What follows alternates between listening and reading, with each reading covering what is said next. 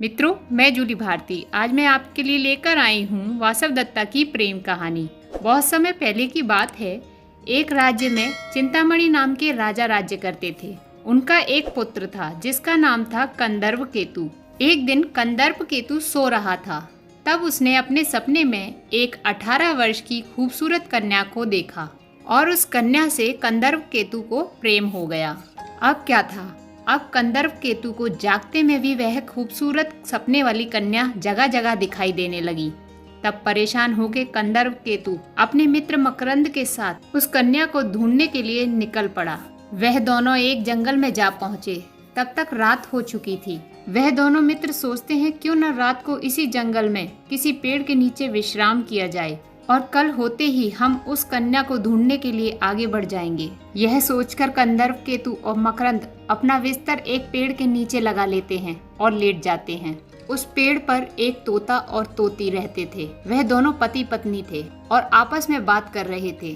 तोता अपनी पत्नी तोती से कहता है, पता है, पाटलिपुत्र के राजा श्रृंगार शेखर की एक बहुत सुंदर कन्या है जिसका नाम वासवदत्ता है।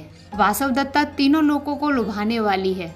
तोता तोती से कहता है, वास्तव में बहुत रूपवती है वह, हर कोई राजा उससे विवाह करना चाहता है। तोता तोती से कहता है कि सुना है वासवदत्ता ने अपने सपने में एक सुंदर युवक को देखा है और सपने में देखे उस युवक से वह प्रेम करने लगी है। बस उस युवक की तलाश में वासवदत्ता ने अपनी मैना तमालिका को उस युवक को ढूंढने के लिए भेजा है। तोती यह सुनकर तोते से कहती है, आप सही कह रहे हैं, वासवदत्ता की मैना तमालिका उस युवक को ढूंढते हुए मेरे पास भी आई थी। इस प्रकार कंदर्व केतु और मकरंद तोता और तोती की सारी बात सुन लेते हैं। कंदर्व केतु मकरंद से कहता है, मित्र, ये तोता तोती जिस वासवदत्ता नाम की कन्या की बात कर रहे हैं, ये तो वही कन्या है जिसे मैंने अपने सपने में देखा था। तो क्या वह भी मुझे बहुत प्रेम करती है? मकरंद कहता है, लगता तो यही है। इसके बाद कंदर्व केतु तोता और तोती को अपने प्रेम की और सपने की सारी बात बता देता है। कंदर्व केतु की सारी बातें सुनकर तोता और तोती कंदर्व केतु और वासवदत्ता को मिलवा देते हैं।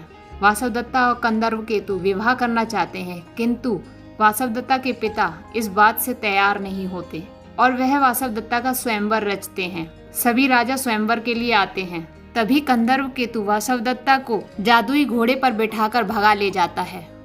भागकर वह दोनों एक जंगल में पहुंच जाते हैं और थके हुए होने के कारण एक पेड़ के नीचे सो जाते हैं। जब कंदर्व केतु गहरी नींद में सो रहा था, तब वासवदत्ता उठकर भूख प्यास से व्याकुल कंदर्व केतु के लिए फल लेने चली जाती है। चलते चलते वह घने जंगल में पहुंच जाती है, जहां पर उसे दो किरातों के समूह मिलते हैं। वह वासवदत्ता की सुंदरता पर मोहित हो जाते हैं और आपस में युद्ध करने लगते हैं।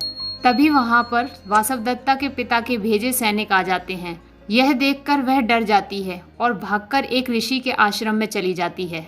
वासवदत्ता को आश्रम में देखकर ऋषि बहुत नाराज हो जाते हैं और वासवदत्ता को शाप दे देते हैं कि वह पत्थर की बन जाए और कहते हैं, जब तुम्हारा प्रेमी तुम्हें छुएगा तभी तुम पत्थर से मानुषी बन जाओगी।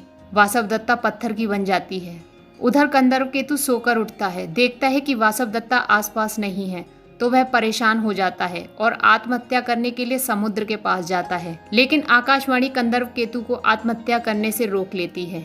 कंदर्व केतु वासवदत्ता को ढूंढने के लिए आगे बढ़ता है। वासवदत्ता को ढूंढते ढूंढते वह उसी ऋषि के आश्रम में पहुंच जाता है और अधिक थका होने के कारण उस पत्थर को छूकर उसका सहारा लेता है। कंदर्व केतु के छूते ही पत्थर की वासवदत्ता अपना असली रूप धारण कर लेती है। दोनों बहुत प्रसन्न होते हैं और खुश होकर कंदर्व केतु वासवदत्ता को अपनी राजधानी ले जाता है और सुखपूर्वक वहां अपना जीवन व्यतीत करते हैं। इस प्रकार वासवदत्ता और कंदर्व केतु का मिलन हो जाता है। मित्रों, यदि कहानी आपको पसंद आई है तो वीडियो को लाइक करें, शेयर करें और नीचे कमेंट बॉक्स में कमेंट करके अवश्य बताएं कि आपको ये प्रेम कहानी कैसी लगी। मित्रों, इसी प्रकार की कहानियां सुनने के लिए भारती मैडम क्लासेस चैनल को सब्सक्राइब करें, बेल आइकन बटन दबाकर ऑल पर क्लिक करें, जिससे कि हमारी नई कहानी, नई कथाओं के नोटिफिकेशंस आप तक पहुँच सकें। मित्रों, सभी कथाएं एवं कहानियां सुनने के लिए नीचे दिए गए डिस्क्रिप्शन बॉक्स के प्लेलिस्ट के लिंक पर क्लिक करें। मित्रों, कहानी सुनने के लिए बहुत बहुत धन्यवाद। फिर मिलते हैं एक नई कहानी के